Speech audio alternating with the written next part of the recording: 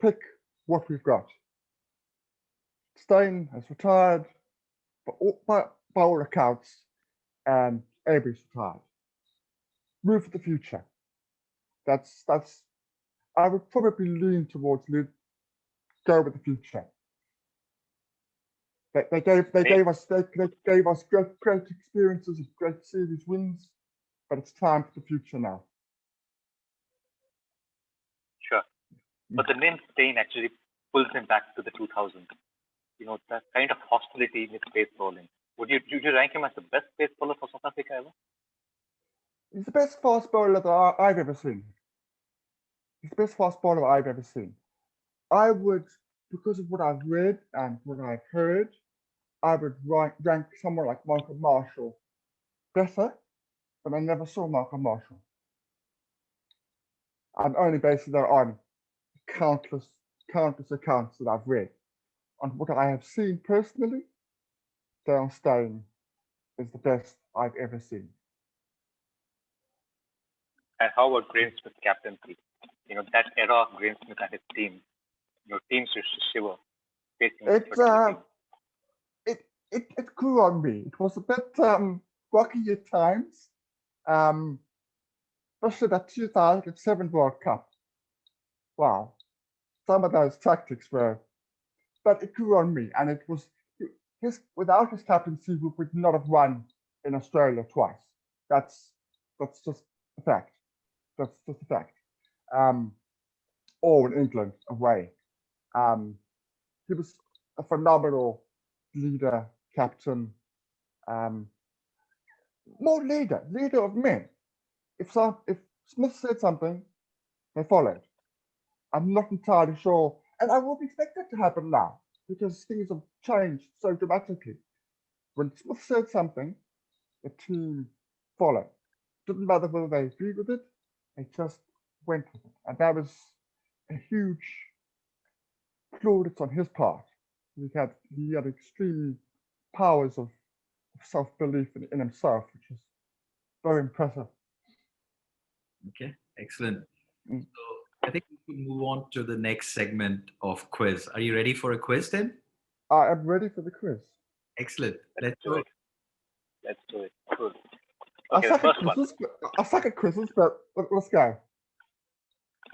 Okay. 12th March 2006. This holds a very important, date in South Africa cricket, especially in ODI cricket. So, what was the feature about this particular date in ODI cricket? I can give you a hint. It was against Australia. 2006.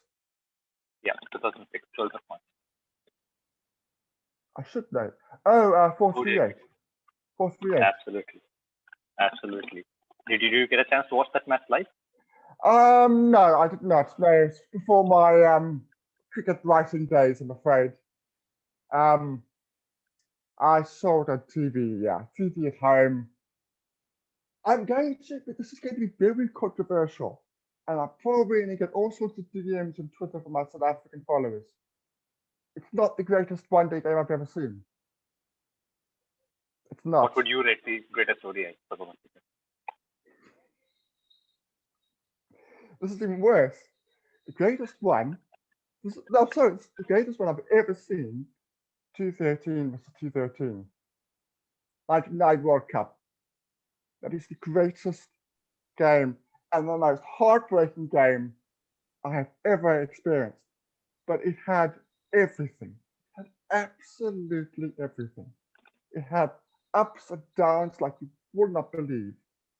Whereas the 48 game was just mad. It was just insane. It's just like, with that kind of win, we won.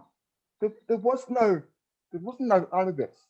There was no tops and turns. It was just throw everything together. We was 213 game had all the time, the whole way through. It was insane. That's the best one. Even though we know what happened. Okay. So let's quickly move to the next question. 1992 World Cup. Everybody remembers John Tiro's running out into Mahmood Haq, that famous run out. Who was the on-field umpire, who gave the run out decision? should know this. I should know this. Australian. Was Sorry? it Australian? Was it Australian? No. I'll give it to you. It's a West Indian. Buckner. Absolutely. That's right. Steve Buckner was the umpire for that one. Cool. So the next one, who was the first South African bowler to pick 10 wickets at loss in Test match cricket? Makaya Intini. That was So, fast. spot on. Three, So, spot on. 3 and 3. We're testing you.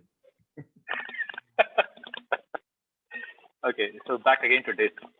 2012 also held a very important date where the first time South Africa achieved something. What was that? And this leads to all three formats. Beating Australia with Australia. Sorry? Beating Australia in Australia? No, it's across three formats. So they Okay. achieved something which was across three formats. And it was the first team to ever do it in 2012. Any guesses? Number one of the world. Absolutely correct. Absolutely correct. They ranked number one across three formats in 2012 for the first time. That's the first team. Those were the good days. Those were the good days. Absolutely. Yeah. So the last one for you. This is relating to Kolpak. So who was the first player to opt for Kolpak in South Africa? Wow.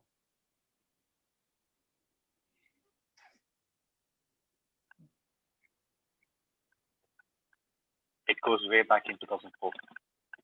Yeah. I'm gonna guess. I don't know. I'm gonna guess Charles Willoughby. I'm sorry, I couldn't hear you. Charles Willoughby. No, he's not the one. He's Who was it? a left-arm spinner. Claude Claude Henderson. Henderson. Claude. Yes, that's the one. That's great. You almost got 5 and 5. Yeah, absolutely. Yeah. Yeah, just before we move on, your views on Kolpak. I mean, I see South Africa being the most affected in this. I think it's a magnificent thing to happen. Absolutely magnificent. But at the same time, we're not going to have Kolpak flooding back to South Africa like sardines. It's just not going to happen. Partly because the UK have said they're going to like to have 2 overseas players per 11. But even if it's 3 or 4, it's 3 or 4 who can give so much value to the youngsters that are playing at home. Because they played in England, they played in South Africa, they can give so much experience. It doesn't matter who it is, it doesn't matter whether it's Kyle Abbott, who is back, is playing back now for the Titans, or whether it is going to be Dane Billas, captain of Lancashire. It doesn't matter. Whoever it is, they have enormous value to the side. The biggest thing for me is I've always wanted this. I don't mind if they want to go and spend the summer in the UK. Fantastic, brilliant. Work this, get the experience, but they must be allowed to be picked for South Africa. Not a they must be picked like because Harvard's done so well, he must play for South Africa. No, Harvard must come back, perform for domestic side, then we can decide whether he's good enough. But I've always wanted, go overseas, experience that, come back and into our national side. It will give us so much, we'll be so much more competitive as a nation if that happens. Because we have started to slip. Because the more we've lost, the less our competitive our domestic cricket has become. Slowly but surely, it just becomes a little bit less competitive. And the gap between the domestic international gets wider and wider and wider. And it's wide everywhere, but ours is particularly because they've all been going over to Kolpak and then we never see them again. So it's a huge plus for us. On that magnificent note, Tim, we really, really appreciate your time. on behalf of the entire Water Player team, thanks again for joining us. Thanks, Akash, for being the concussion sub again on this week's episode. Please make sure you subscribe to our YouTube channel so you never miss an episode. And remember, we appreciate a comment. Go tell a friend, family member about the show so that they too can spread a word. Feel free to follow us on Twitter or use our hashtag WaterPlayer. Until then, see you. Thanks.